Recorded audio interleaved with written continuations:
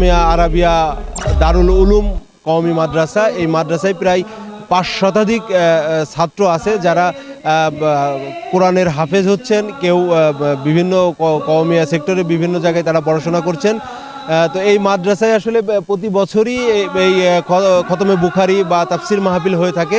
এর আগেও এই মাদ্রাসাতে মিজানুর রহমান আজহারি সাহেব এসেছিলেন এবং বড় ধরনের একটি তাফসির মাহফিল হয়েছিলেন। আজও খতমে বুখারি অনুষ্ঠিত হচ্ছে এই মাদ্রাসায়। আজকে প্রধান অতিথি হিসেবে উপস্থিত আছেন বেফাকুল মাদারাসিল আরাবিয়ার সম্মানিত মহাসচিব আল্লামা মাহফুজুল হক সাহেব। এছাড়া এই মাদ্রাসার আজকে অনুষ্ঠানে সভাপতিত্ব করবেন এই মাদ্রাসার পরিচালক, যিনি পরিচালনা করে থাকেন আলহাজ শাহিদুজ্জামান টরিক, যিনি চুয়াডাঙ্গার কৃতি সন্তান এবং বাংলাদেশ বিজনেস চেম্বার অফ সিঙ্গাপুরের প্রেসিডেন্ট, এনআরবি ওয়ার্ল্ডের প্রেসিডেন্ট। একই সাথে তিনি চুয়াডাঙ্গাতে 3 স্টার মানের একটি হোটেল পরিচালনা করে থাকেন, সেই হোটেল শাহিদ প্যালেস। আরেকটি বিষয়, একটি বৈশিষ্ট্য এই মাদ্রাসার আছে, সেটা হলো এই মাদ্রাসায় যে 5 শতাধিক ছাত্র পড়াশোনা করে তাদের প্রায় 3 শতাধিক ছাত্র এতিম। এই এতিমদের পুরো খরচ এবং পুরো পড়াশোনার খরচ সহ অন্যান্য সব খরচ বহন করে থাকেন আলহাজ শাহিদুজ্জামান টরিক এবং তার পরিবার।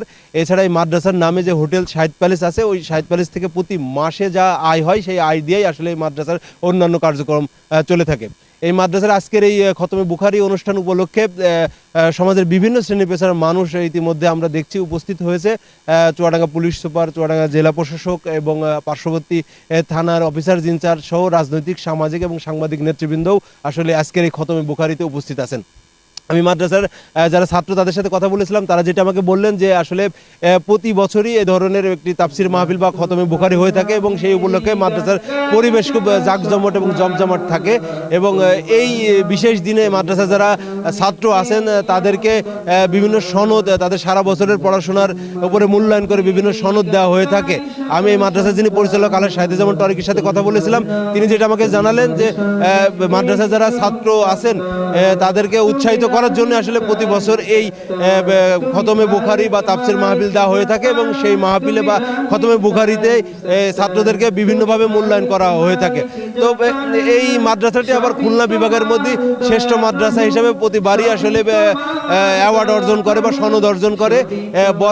গত 3 বছরে আসলে এই মাদ্রাসার ছাত্রদের যে ফলাফল, সেই ফলাফল অনুযায়ী এবং এই মাদ্রাসার পরিচ্ছন্নতা এবং অন্যান্য পরিবেশ নিয়ে খুলনা বিভাগের শ্রেষ্ঠ মাদ্রাসাও এই হাজী শামসুজ্জোহা জামিয়া আরাবিয়া দারুল উলুম মাদ্রাসাটি।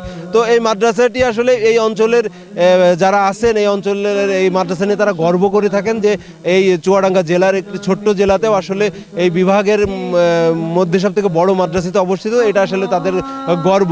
তো হাজী শামসুজ্জোহা, মৃত হাজী শামসুজ্জোহা এই মাদ্রাসাটি প্রতিষ্ঠিত করেছিলেন।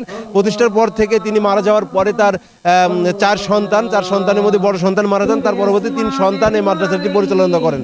আর মূলত মাদ্রাসাতে আর্থিকভাবে সহযোগিতা সহ সার্বিক পরিচালনা করেন আলহাজ শাহিদুজ্জামান টরিক। তো হাজী শামসুজ্জোহা জামিয়া আরাবিয়া ও দারুল উলুম মাদ্রাসা থেকে খতমে বুখারি অনুষ্ঠান থেকে নীলকণ্ঠর দর্শকদের জন্য